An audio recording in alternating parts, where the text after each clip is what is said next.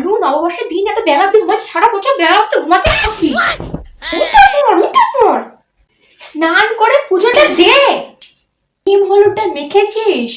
বাবার সাথে গিয়ে ঠিক ঠিক করে হাল খাতাগুলো সেরে আসবি। ব্যাগ দেবো, তাতে মিষ্টিগুলো সব ভরে নিয়ে আসবি। একটু পড়াশোনা কর, দেখবি সারা বছর পড়াশোনা করতে ভালো লাগবে।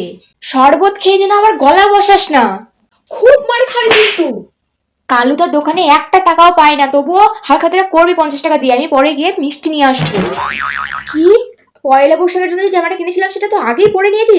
ওরে আজকের দিনে নতুন সুতো গায়ে ঠেকাতে হয়। 15 টাকা দেবে সুতো ঠেকিয়ে কি হবে? এবার আমি নতুন জামা কোথায় পাবো? নতুন জামা কোথায় পাবো আমি এবার? কে যেমন কাটাবি দেখবি সারা বছরটা সেই রকমই কাটবে।